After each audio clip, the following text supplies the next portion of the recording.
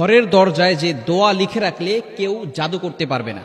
আমাদের সমাজে কিছু মানুষ আছে যারা বিভিন্ন সময় আমাদের কাছের মানুষ যারা আছে তাদেরকে ব্ল্যাক ম্যাজিক করে থাকে, জাদুটোনা করে থাকে, কুফুরি কালাম করে থাকে এবং বদনজর এটাও কিন্তু সত্য। নবীজি সাল্লাল্লাহু আলাইহি ওয়াসাল্লাম নিজে জানিয়ে দিয়েছেন, আল আইনু হাক্কুন, বদনজর এটা সত্য। সুতরাং অনেক সময় বিভিন্নভাবে ক্ষতি করার জন্য ব্ল্যাক ম্যাজিক, জাদুটোনা, কুফুরি কালাম করে থাকে। বিশেষ করে এগুলো কয়েকটি কারণের জন্য করে। এক নম্বর হচ্ছে হিংসার কারণে করে, যাতে করে আপনি আপনার লাইফে ডেভেলপ করতে না পারেন, উন্নতি করতে না পারেন। দ্বিতীয় নম্বর হচ্ছে শত্রুতার কারণে করে, আপনার সাথে দুশ্মনী হয়েছে, কোনো কথা কাটাকাটি হয়েছে, বাস আপনাকে ক্ষতি করবে, বিভিন্নভাবে আপনাকে অসুস্থ করে ফেলবে, যাতে করে আপনি আপনার লাইফে ডেভেলপ করতে না পারেন, উন্নতি করতে না পারেন। এবং বিশেষ করে অনেক সময় দুশ্মনী করে, শত্রুতামি করে এই ধরনের কাজ করে। এই জন্য আমাদেরকে অনেক সময় সতর্ক থাকতে হবে। কি কি লক্ষণ দেখলে বুঝবেন যে আপনার উপরে ব্ল্যাক ম্যাজিক করা হয়েছে, এটা একটু বলে দেই, তারপরে আমি সেই আমলগুলোর কথা বলে দিব। এক নাম্বার হচ্ছে স্বামী স্ত্রীর ভিতরে ঝগড়া লেগে থাকে। দেখবেন স্বামী স্ত্রীকে দেখতে পারে না, স্ত্রী স্বামীকে দেখতে পারে না, অলওয়েজ ঝগড়া লেগেই থাকে, একজন আরেকজনের কথা সহ্য হয় না, সন্তান পিতামাতার কথা শুনতে পারে না, পিতামাতার কথা সন্তান শুনতে পারে না, বিভিন্ন ধরনের অসহ্য ফিল হওয়া এবং বিভিন্ন সময় অসুস্থ হয়ে থাকা। দুই নাম্বার হচ্ছে একের পর এক অসুস্থতা আছে, একবার মা অসুস্থ হয়ে যায়, একবার বাবা অসুস্থ হয়ে যায়, আর মার সবসময় অসুস্থতা লেগেই থাকে।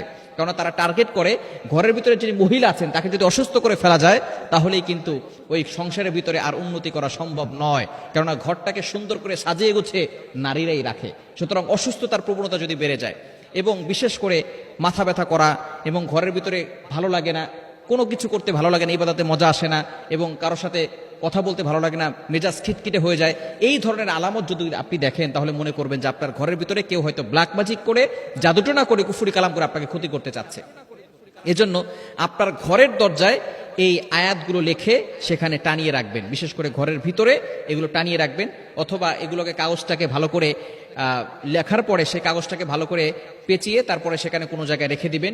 ইনশাআল্লাহ ঘরের ভিতরে কেউ জাদু করতে পারবে না। নাম্বার ওয়ান, এক নাম্বার হচ্ছে আয়াতুল কুরসি। আয়াতুল কুরসি হচ্ছে জিনদের সবচেয়ে বড় মহা ঔষধ এবং ব্ল্যাক ম্যাজিক, জাদুটোনা, কুফরি কালামের সবচেয়ে বড় ঔষধ হচ্ছে আয়াতুল কুরসি। সূরা বাকারার 255 নম্বর আয়াত, 3 নম্বর পারার 11 নম্বর পৃষ্ঠার 8 থেকে 12-13 নম্বর লাইন পর্যন্ত রয়েছে। সূরাতুল বাকারার 255 255 নম্বর আয়াত। এই আয়াতটি আমরা লিখব এবং সূরাতুল ফালাক এবং সূরাতুন নাস, এই সূরা ফালাক এবং সূরা নাস এমন সময় নাজিল হয়েছিল, নবীজি সাল্লাল্লাহু আলাইহি ওয়াসাল্লামের উপরও ব্ল্যাক ম্যাজিক, জাদুটোনা করা হয়েছিল। তখন আল্লাহ পাক রব্বুল আলামিন এই সূরা দুটি নাজিল করে নবীজি সাল্লাল্লাহু আলাইহি ওয়াসাল্লামকে সুস্থতার নিয়ামত দান করেছিলেন।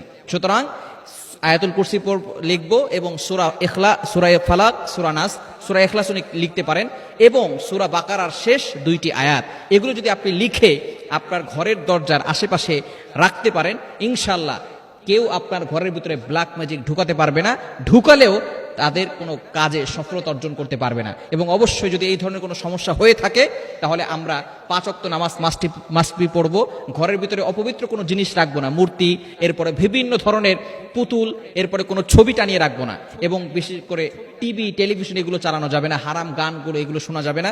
ঘরের ভিতরে কোরআন তেলাওয়াতটাকে বাড়িয়ে দিতে হবে। বিশেষ করে ফজর নামাজের পরে সূরা ইয়াসিন, মাগরিবের নামাজের পরে সূরা ওয়াকিয়া এবং সূরা বাকারার 1 থেকে 30 আয়াত পর্যন্ত। যেহেতু সূরা বাকারা অনেক বড় সূরা, এটা পড়তে অনেক সময় লাগে। যদি পড়তে পারেন আলহামদুলিল্লাহ ভালো, যদি পড়তে না পারেন তাহলে রেকর্ডিং চালু করে রাখবেন। ইনশাআল্লাহ আপনাকে কেউ কোনো ক্ষতি করতে পারবে না। ব্ল্যাক ম্যাজিক বলেন, জাদুটোনা বলেন, কুফরি কালাম বলেন, এগুলো থেকে আপনাকে আল্লাহ পাক রব্বুল আলামিন হেফাজত করবেন। এজন্য অবশ্যই আমরা 5 ওয়াক্ত নামাজ মাস্ট বি পড়বো, 1 ওয়াক্ত নামাজও মিস করা যাবে না। যদি আমরা নামাজ পড়তে পারি তাহলে কিন্তু আল্লাহর পক্ষ থেকে সাহায্য আসবে। অনেক সময় নামাজ পড়ি না, আমল করি, আবার বলি হুজুর আমার আমলে কোনো কাজ হচ্ছে না। অনেকেই এরকম বলে যে হুজুর আমল তো করতেছে কিন্তু কোনো কাজ হচ্ছে না। আপনি নামাজ না পড়লে ওই আমলে কোনো কাজ হবে না।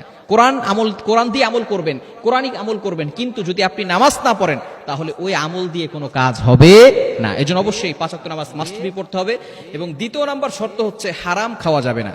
Your income should be halal, your food should be halal, your drink should be halal. আপনার অলওয়েজ হালাল হতে হবে, হারাম ভক্ষণ করা যাবে না। যদি আপনি হালালটাকে মেনটেন করে চলেন তাহলে আপনার এই ইবাদতে কাজ হবে এবং আপনার আমলে কার্যকর হবে। এজন্য একিনের সাথে এমনগুলো করবেন। আল্লাহ পাক রব্বুল আলামিন সকলকে ব্ল্যাক ম্যাজিক, জাদুটোনা, কুফরি কালাম থেকে হেফাজত করেন।